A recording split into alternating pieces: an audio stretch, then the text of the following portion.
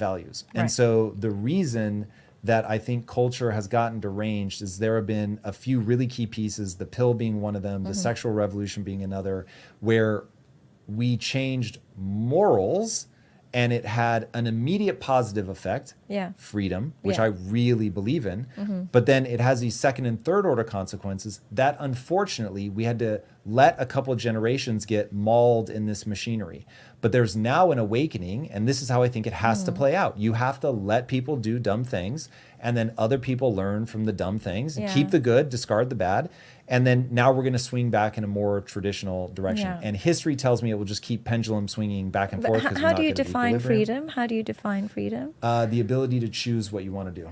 For me, that just sounds a bit like freedom means the ability to give into your impulses. Correct. But giving into your impulses means that you're a slave to your impulses, not free. But you just pulled a fast one.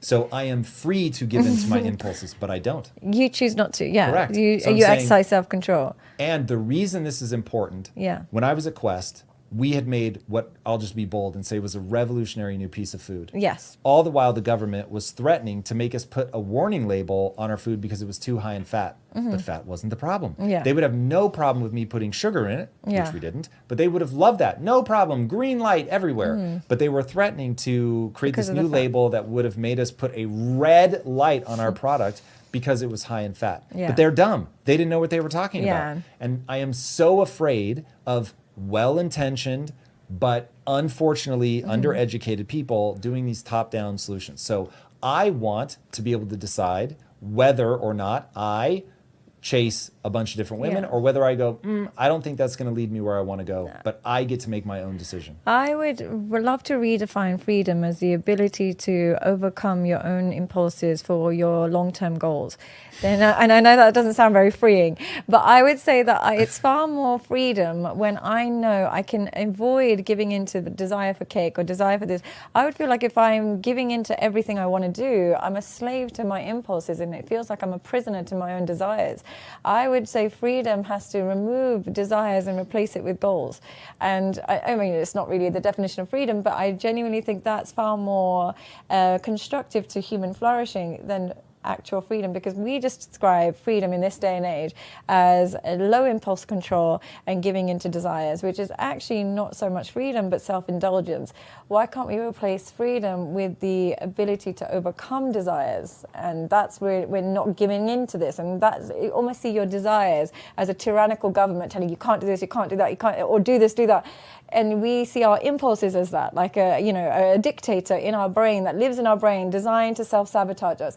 And our freedom comes from, no, fuck you, I'm not going to eat that piece of cake, or fuck you, I'm not going to pay for that escort, or no, I'm not. And it's going above the dictatorship impulses that we have in our thoughts. That is so brilliant. Oh. Do you know Jocko Willink? No. So, oh my God. So it is amazing that you and Jocko have come to the same conclusion. Oh, really? I think you're both what right. What does Jocko do for a So he's a military leader, beyond extraordinary person, has since left the military, was a Navy SEAL, left the military, started several companies teaching leadership. But he has a phrase, discipline equals freedom. Right. And so I think he would have stood up and clapped at your description of the tyrannical desires. I would love to meet him at some point. He's you good. two sitting down and talking would be fascinating. I want him to run for president. I am one of many people that would like him to run for He's been on the show recently or a long time? Yeah. Oh, okay, amazing. I'll make sure I watch it. Much to my dismay. But yes, so I agree with you. Discipline equals freedom. This is why. But you and I have I don't think it makes sense for us to spend more time on this, but you and I have a difference of opinion about whether people should be free to do dumb things. But we both agree that in practice, if you don't have discipline, you don't have real world. And I agree with your concept that it's almost good, allow people to make their mistakes, allow people to make moronic decisions. At least we get to see what those play out as. So I understand your perspective on that. Yep. Yeah. Okay, so we have a value system gone awry. Yes. Is my takeaway. Yeah.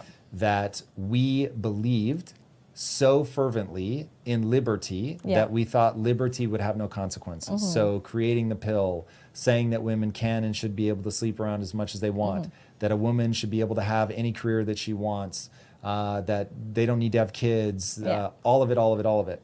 they should have the ability to choose that. Yeah. But there's a reason that Lisa and I say, hey, we've decided not to have kids. Yeah. P.S. This is a hyper dangerous strategy. Yeah. You should be very careful. Now, why do we say that? Because there are evolutionary algorithms running in your mind. The point is human flourishing. And we know that while this works for us, it's probably not going to work for everybody. Do you know what? I've also changed my mind a lot on like children for men as well. I would say to men, if you naturally have a low sex drive, have children. If you've got a hyper sex drive, do not have children. You'll end up causing a lot of mistakes in your marriage. And I know that sounds a bit terrible, but Why does that sound terrible? because what I've noticed is men who have a really high sex drive, they then have a woman and they're very happy, and then they have kids. Women, they change, their sex drive changes. So they become incapable of being monogamous in that situation, because obviously there's months or weeks and months without having sex. And more so than anything, the attention shifts to the child. So I think men should pay attention to whether or not they as a man can cope with long periods of celibacy. If you cannot, then don't think twice before just jumping in and having kids. Know yourself enough to know what is going to trigger your polygamy. And if you know that there's something that might trigger your polygamy, don't enter a monogamous relationship. Yes, that's very interesting. And so many of them get jealous with the amount of attention that a woman gives their children, and so many of them then start seeking a feeling of being loved and adored that they used to get from their wife. So look, here's what I always say to women that come to me and say, how do you find a loyal man? I say, look, there's two types of men. There are some men that are loyal to their wife, regardless. Throughout their marriage, they'll be loyal to their wife.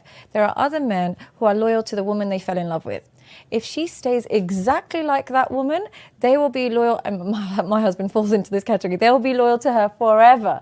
So as long as she doesn't change anything, she still looks after herself, she still gives him a lot of attention, she's still, available, all of those things, she's still affectionate, they will be loyal to that woman until they die.